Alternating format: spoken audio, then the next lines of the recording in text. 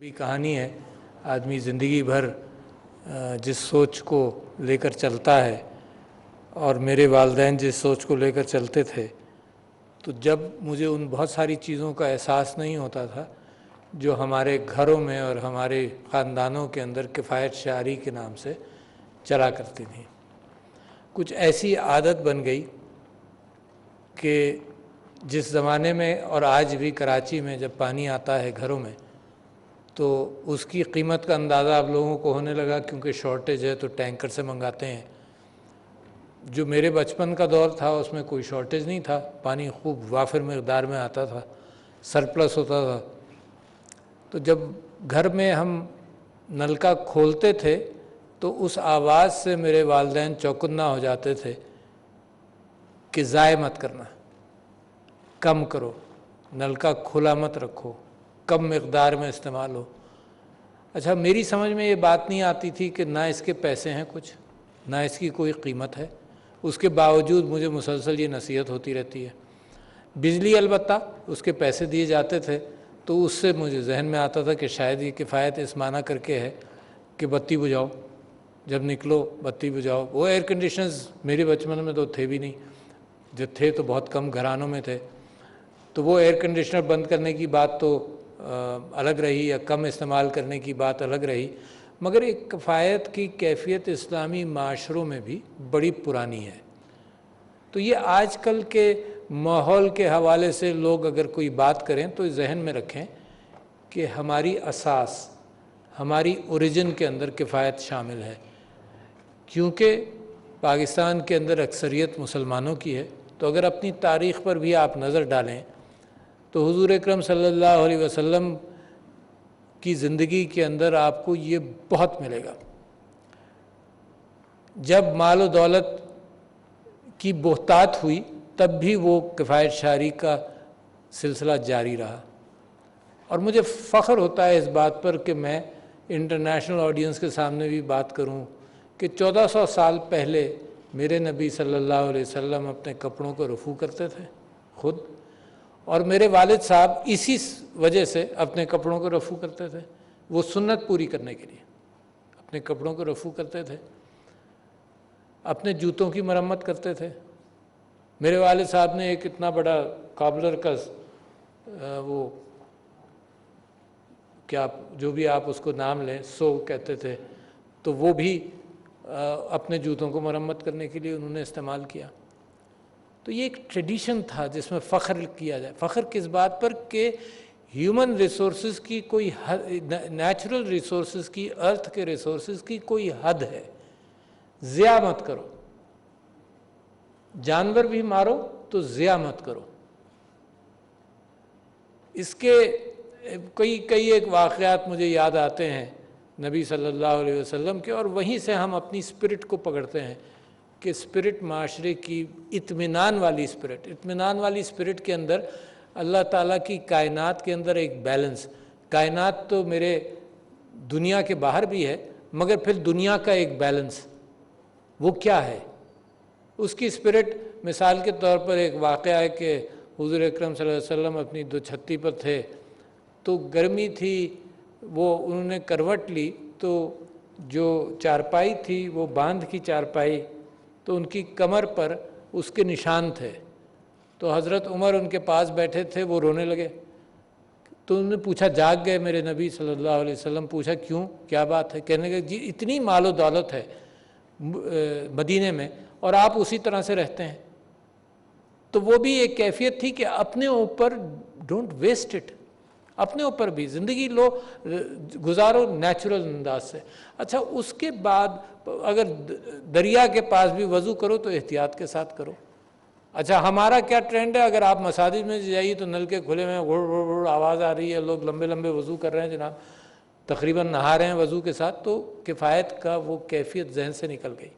Know waste of food, no waste of food کے آپ کو بہت ساری حدیثیں مل جاتی ہیں، گھر میں جتنا تھا سب دے بھی دیا. نو ویسٹ آف فوڈ.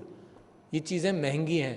اچھا، مگر جب تو احساس نہیں تھا، جب تو دنیا کی پاپولیشن بھی کم تھی، کوئی کیفیت ایسی نہیں تھی. مگر اسپرٹ تو اسلام ہمیشہ کے لیے ہے، تا قیامت ہے. تو the spirit was embodied then. when the population was small. اس کے بعد میرا خیال یہ ہے کہ 19ویں صدی تک لوگوں کو اس اعتبار سے ماحولیات کے اعتبار سے کوئی کانشیسنس نہیں ہوئی.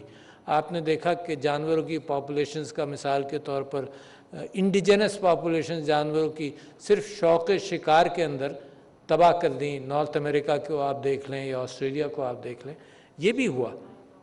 Indigenous population of the fishes in the sea ہم نے اوور یوز کیا, ڈسٹروائے کیا. Even today fishing off the coast of Pakistan کے اندر جس طرح سے ہم مچھلی نکالتے ہیں, اور جو اگر کراچی سے آئے ہیں تو ڈیفنس کے اندر رہتے ہوں تو وہ ٹرک بدبودار ٹرک جو گزرتا ہے تو کیا اس کے اندر دی ایکچوئل کیچ جس طرح سے ہم کر رہے ہیں چھوٹے نیٹس کے ساتھ, تو 98% is small fish and which is called trash. یعنی اگلی جنریشن کو بھی ہم نے مچھلی پکڑنے کے اعتبار سے اوور ایکسپلائٹ کر لیا اوشن کو اپنے کوسٹ کے اندر.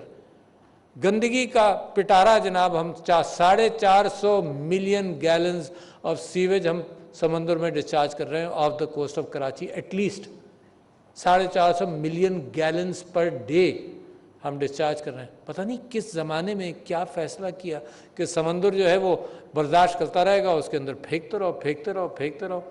آج آپ کو پتہ چل رہا ہے کہ پلاسٹک سمندر میں کتنے ہیں, سی لائف کے اوپر کتنا خرچہ ہوا. جو چھپا ہوا ویسٹ ہے اور جو ایکچوئل ویسٹ ہے سیویج, وہ ہم نے سمندر کے اندر ڈال دیا. تو میں سمجھتا ہوں کہ اس ری تھنکنگ کے اندر the first person I see اس ری تھنکنگ میں انوائرمنٹ کی, تو انوائرمنٹ کی گفتگو اس صدی کے اندر زیادہ ہوئی اور پچھلی صدی کے اواخر کے اندر زیادہ ہوئی. مگر اگر میں ایک ایسے بندے کا نام لوں کہ آپ سوچ بھی نہیں سکتے کہ اس نے انوائرمنٹ کے اوپر کوئی بات یا قدرت کے ساتھ رہنے کی کوئی بات کی ہو, تو آپ کو تعجب ہوگا. اس کا نام ہے کارل گسٹاف یونگ. وہ سائیکالوجسٹ تھا اور خاص طور پر ڈریم سائیکالوجی پر اس کا بڑا کام تھا. مگر اس نے اپنی ساری زندگی پھر مولڈ کر لی. اس نے کہا یار دنیا کے اوپر نرم قدم رکھو. وہ خود سوئٹزرلینڈ کے لیک جنیوا کے یا کس لیک کے بیچ کے آئی لینڈ کے اندر جا کر بس گیا, اور اس نے بجلی کے باوجود اس نے اپنے دیے جلائے اور دیوں کے ساتھ رہا. تو یہ ایک کانشیس چینج کی گفتگو سب سے پہلے پچھلی صدی میں وہاں سے دیکھتا ہوں اور جوڑتا ہوں. اب اس دور میں آ جائیے, اچانک انوائرمنٹ کے حوالے سے گفتگو شروع ہوئی کہ پچھلے 20 ایئرز میں 15, 20, 30 ایئرز کے اندر کہ زمین انسان کا فٹ پرنٹ برداشت نہیں کر سکتی, لہذا کنزرویشن. اور آج بھی ہم اپنے بچوں کو سکھا رہے ہیں کنزرویشن, اپنے بچوں کو سکھا رہے ہیں کہ ویسٹ مت کرو. ہمارا ٹورزم پوٹینشیل کھل رہا ہے, تو جو لوگ وہاں سے جا کر آتے ہیں وہ کہتے ہیں جی ویسٹ وہاں نظر آنے لگا ہے. مجھے بھی نظر آتا ہے. میں یہاں ٹریک کرتا ہوں مرگلہ ہلز پر, ٹریل 5 پر, تو مجھے وہاں ویسٹ نظر آنے لگا ہے. پیکٹس لوگ پھینک دیتے ہیں, کھاتے ہیں, بوتلیں پانی پی کر پھینک دیتے ہیں. خود بھی اٹھاتا ہوں. مگر یہ کہ آپ یہ سمجھ لیجیے کہ یہ معاشرے کے لوگ ہیں جن کا ہیبٹ بدلنا ہمیں ضروری ہے. میں بات آؤں گا سسٹینیبل انرجی کے اعتبار سے. میں نے اور میری بیوی نے کراچی کے اندر پلانٹیشن کا بڑا اہتمام کیا. بچوں کے اسکولوں میں گئے اور کم سے کم 50-60 ہزار بچوں کو آگہی دی 2013 سے 18 کے بیچ میں کہ پودے لگاؤ. اور جا کر مجھے اتنا مزہ آتا تھا, چھوٹے چھوٹے بچوں کی جو صبح کی یا کسی وقت کی وہ محفل جمع کر لیتے تھے, اور میں پوچھتا تھا تمہیں معلوم ہے کہ پیڑ کس لیے ہوتے ہیں؟ بچوں سے سوال کرتا تھا, وہ بتاتے تھے سائے کے لیے ہوتے ہیں. پھر کیا کیا چیزیں اس کے ساتھ گفتگو میں ہم نکالتے تھے کہ کانکریٹ کا سایہ نہیں, قدرت کا سایہ جو ہے وہ تو پیڑوں میں ہے, ٹھنڈی ہوا کا سایہ جو ہے وہ پیڑوں میں. تو بچوں کو انکریج کیا جائے. ہم ایک پینسل دیتے تھے جس کے اندر بیج ہوتے تھے ویجیٹیبل اگانے کے لیے, تاکہ بچوں کے اندر ایک ایکسائٹمنٹ ہو. عمران خان صاحب نے پاکستان کے اندر ملین ٹری سونامی اور اس چیز کو پرائرٹی دی. Credit to Pakistan. دیکھو انٹلیکچولی پاکستان نے پچھلے چند سالوں کے اندر اپنے آپ ہی دنیا کے اندر مقام پیدا کیا ہے. اور اس کے اندر اس کے علاوہ I don't won't go in to that. Covid success یا کلوز ٹو سکسیس کے اندر इंटेलेक्ट का बड़ा कंपैशन, इंटेलेक्ट कि टोटल लॉकडाउन नहीं करेंगे, उसकी बुनियाद पर आपने किया, कॉन्शियसनेस, अवेयरनेस, लोगों को आगाही दी, मस्जिदों का इन्वॉल्वमेंट हुआ, उलमा का इन्वॉल्वमेंट हुआ, मीडिया का इन्वॉल्वमेंट हुआ। मगरिब में पढ़े लिखे लोग बगावत कर रहे थे प्रिकॉशन से। पाकिस्तान के अंदर जितना भी लोगों ने फॉलो किया, अल्लाह ने उसके अंदर बरकत डाली। तो ये जो कैफियत है कि जब वोट्स की ऐसी कोई ताल्लुक़ नहीं था मिलियंट्री सुनामी से, तो प्राइम मिनिस्टर इमरान खान ने मिलियंट्री सुनामी शुरू किया, फिर बिलियंट्री में रिकग्नाइज्ड इन द वर्ल्ड। हम एनग्रो के हवाले से मैं जब ये इसकी हियरिंग हुई एनवायरनमेंट के कराची के अंदर, जो पुराना ये रीजेंट प्लाजा के अंदर हियरिंग हुई, मैंने ख़ुद अटेंड किया एज एन एमएनए। तो मैंने वहाँ सवाल किया कि जो आपका पानी निकलेगा जब आप माइनिंग करेंगे, कोल माइनिंग, उसका क्या करेंगे। तो ये बात जब की है जब इन्होंने ये कहा कि नहीं हम इसको सोच रहे हैं, वील डू समथिंग, मगर जब तक कोई उस प्रोजेक्ट के अंदर at least at the time of environment hearing उसके अंदर कोई उसका सोल्यूशन नहीं था। But I am very pleasantly surprised कि उस पानी के एतबार से एरिड फार्मिंग के अंदर काम किया जा रहा है, उस पानी से मछली टिलापिया के एतबार से काम किया जा रहा है कि खारे पानी के अंदर टिलापिया मछली हो सकती है। And that's a tremendous amount of progress which is happening in that area. Therefore, I am satisfied. यहाँ पर भी इत्तेफाक से गुफ्तगू हुई कि जी ये इत्तेफाकिया गुफ्तगू थी कि they picked up the idea. इत्तेफाकिया गुफ्तगू हुई मेरे दफ्तर के अंदर कि भाई आपका एनवायरमेंटल इम्पैक्ट कोल माइनिंग में बहुत है और हम यहाँ सोलराइजेशन की तरफ सोच रहे हैं। It was picked up. I didn't have to coax and grow. Thank you very much. It was picked up कि नहीं जी हम कर लेंगे। आई वॉज प्लेजेंटली सरप्राइज, बड़ा अच्छा। यानी CSR के एतबार से क्या है, दुनिया के अंदर एक तब्दीली आ रही है रिस्पॉन्सिबिलिटीज़ की। एक ज़माना वो था कि कंपनी स्टॉक होल्डर को जवाब दे है, जो मर्जी आए एनवायरनमेंट का हशर करे, एज लॉन्ग एज कोई कानून उसको रोकता नहीं है और कोई उसको फिक्र नहीं थी। अब ज़माना बदल रहा है, कंपनीज सबसे पहले रिस्पॉन्सिबल हों अपने वर्कर्स के साथ, वर्कर्स की भलाई के एतबार से जो चीज़ें प्रोड्यूस करते हैं, दैट्स द फर्स्ट रिस्पॉन्सिबिलिटी। दूसरी है यकीनन स्टॉक होल्डर्स के साथ, because you have to make a profit. तीसरी है कि माशरे के साथ, सोसाइटी के साथ हम आहंगी ज़रूरी है। ये नहीं हो सकता कि आप सोसाइटी के अंदर कराची से जैसे शहर के अंदर किसी और शहर के अंदर इंडस्ट्रियल प्रोड्यूस हो और डिस्चार्ज आप नीचे कर दें। सोसाइटी के साथ रिस्पॉन्सिबल हो। सोसाइटी के साथ और भी रिस्पॉन्सिबिलिटी है कि आप एक ही ऐसी प्रोडक्ट्स ना हो जो माशरे को भी हार्म करें। माशरा एनवायरनमेंट से हट कर बात कर रहा हूँ। फिर चौथा ये कि आज आपके सेटअप करने के एतबार से एनवायरनमेंट के, माहौलियात के आप तनाव नहीं पैदा कर रहे हैं और मुस्तकबिल में कल की दुनिया के लिए भी आपकी जो इंडस्ट्री है वो कल की दुनिया के लिए भी माहौलियात के हवाले से फ्रेंडली हो। तो मैं शुक्रिया अदा करता हूँ कि, और मैं इतनी फ़िक्र करता रहा कि कब शुरू होगा, कब होगा, और हम दोनों मिलकर एक काम करते हैं। जब जिन्होंने सेटअप करना था उन्होंने आकर ये बात कही, मेरे MS ने, जिन्होंने बड़ा इसमें, ब्रिगेडियर आमिर ने बड़ा काम किया, शाहिद साहब ने बड़ा काम किया, तो उन्होंने ये कहा कि जी एक पेड़ है वो काटना पड़ेगा।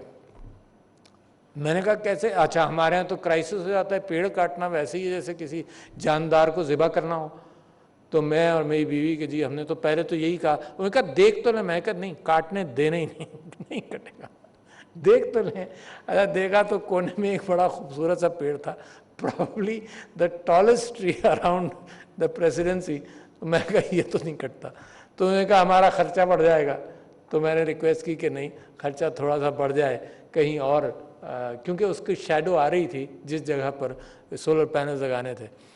तो वो किया जनाब, तो वो दे एडजस्टेड टू माई रिक्वेस्ट, तो नहीं हुआ। फिर खुद ही इनकी तरफ से हुसैन दाऊद साहब मेरे दोस्त हैं, बड़ा मैं उनका मशकूर हूँ। बड़ा हमने जैसे ही आई केम इन टू द प्रेसिडेंसी तो I was coaxing him in reception जिसके अंदर वो अपनी लीडरशिप प्रोग्राम को लॉन्च कर रहे थे। तो मैंने वहाँ पर ये कहा कि IT में इन्वेस्ट करें, एंड आई गैदर कि this company and Hussain Dawood साहब हैड इन्वेस्टेड इन IT, जो कल का आने वाली दुनिया है। And I exchange a lot reading materials between ourselves, is a good friend. तो समद उनके बेटे आए a few months back, اچھا میں یہاں پر ہر چیز کا کانشیس ہوتا ویسی ہی زندگی میں ہو گیا ہوں کہ پیڑ کہاں لگانے ہیں، پودے کہاں لگانے ہیں، ہر جگہ کی پودے لگانے کے حوالے سے فکر کرتے رہتے ہیں۔ تو میں سوچ رہا تھا کہ ایک ہماری دیوار ہے، اس پہ ورٹیکل فارسٹ بنائی جائے، کچھ ہمارے اس سال بارش سے پہلے 10,000 پودے یہاں پریسیڈنسی میں لگائے جائیں۔ تو all of a sudden he made a statement, he was visiting me, he made a statement, جی میں اسلام آباد میں انٹرسٹڈ ہوں کہ میاواکی فارسٹ لگائی جائے۔ اچھا میں نے کہا کہ میرا بھی انٹرسٹ اسی طرف ہے، تم دیکھو۔ I gave him a tour just around my office, and then اندر پروجیکٹ کیم اپ جس کے اندر انگرو حصہ لے رہا ہے کہ پلانٹیشن اور میاواکی فارسٹ۔ ایک یہاں پر ایک پارک بنایا تھا مشرف صاحب کے دور میں جو ان یوز پڑا ہوا ہے، جس کے اندر راستے واسطے سب کچھ بنے ہوئے ہیں۔ تو ہمارا خیال یہ ہے کہ میاواکی فارسٹ اور اچھی پلانٹیشن کر کے اس کو پبلک کے لیے اوپن کر لیا جائے۔ تو میرے دوستوں، جہاں میں ان کا مشکور ہوں کہ اتنا بڑا اور اتنا اچھا پروجیکٹ ہم نے شروع کر لیا، ہم کفایت شاری پر ویسے بھی چل رہے تھے۔ پاکستان کا حال ایسا ہے کہ گورنمنٹ اپنے آسٹیریٹی میجرز کے اندر لگی ہوئی تھی، تو دیرفور ہمارے پاس چوائس نہیں تھی کہ بجائے اس کے کہ خود پبلک کا پیسہ اس میں لگائیں، ہم نے سی ایس آر کے اعتبار سے انگرو کو ریکویسٹ کیا۔ تو بہترین کوآپریشن یہ ہے کہ اس طرح سے بہت سارے کام کر لیے جائیں۔ تو لہٰذا پھر ہم نے لائٹننگ کو دیکھا، شاہد صاحب نے ہماری مدد کی، ایویلویشن کیا۔ ہمارے ہاں بہت ساری چیزیں، آپ ابھی ہال میں جائیں گے تو اوپر دیکھیں گے، ایک زمانہ تھا کہ جب یہ بلڈنگ بنی تھی تو سن لائٹ کے آنے کا راستہ تھا، وہ جتنے وہاں پر ڈومز وومز لگائے گئے واٹر پروفنگ کے لیے وہ سب فیڈ ہو گئے، تو اب کوئی سن لائٹ نہیں آتی۔ تو اب ہم نیکسٹ پروجیکٹ ہمارا اس کو ہے کہ اس کو بھی ٹھیک کریں۔ باہر لابی میں ایک میوزیم بنائیں، جو آپ لوگ آئیں تو آپ کو ٹچ سکرینز کے اعتبار سے بہت کچھ پتہ چلے پاکستان کی تاریخ کے حوالے سے۔ تو we are making all efforts to reduce government money being spent on this. اس قوم کے نے اپنے ساتھ بڑا ظلم کیا، کرپشن بھی کیا، پیسہ بھی فضول خرچ کیا۔ ایک ابھرتی ہوئی قوم جو دنیا کے اندر 60s کے اندر بڑے اونچے مقام اور خواب دیکھتی تھی، وہ 90s کے اندر اور اس صدی کے شروع کے اندر وہ اس تک پہنچ گئی کہ وہ لونز کے بغیر اس کا گزارا نہیں، اس کا اپنا پروڈکشن انڈسٹری کمزور ہو گیا۔ But things are changing, and the last thing I want to tell you, I am very hopeful that Pakistan is on the right road. بالکل things are changing, we are not talking about even a decade. میں تو آپ کے لیے یہ بات predict کر رہا ہوں کہ 5 سال کے اندر، آپ نے دیکھا کووڈ کے باوجود آپ کے یہاں پازیٹیو جی این پی ہے، آپ نے دیکھا کہ کووڈ کے باوجود یہاں بھوک اور افلاس نہیں پھیلا، آپ نے دیکھا کہ کووڈ کے باوجود ایک پریشر میں، معیشت میں پریشر میں حکومت جس کے پاس اتنا ٹیکس بھی نہیں جمع ہوتا، اس نے 200 ارب روپے احساس کے ذریعے اپنے غریبوں، this is social responsibility, this is something جو کارپوریٹ سیکٹر کرتا ہی ہے کہ اپنے سب کا خیال کرے کہ we are also a corporation in the bigger sense, ہمیں لوگوں کا، ان غریبوں کا خیال کرنا پڑے گا۔ تو hats off to the change which is happening. I am very not only proud of Pakistan, but I am today proud of the Pakistan which is going to emerge tomorrow. اللہ تعالیٰ آپ سب کی مدد کرے، آپ کا حامی اور ناصر ہو۔ بہت شکریہ جناب، السلام علیکم۔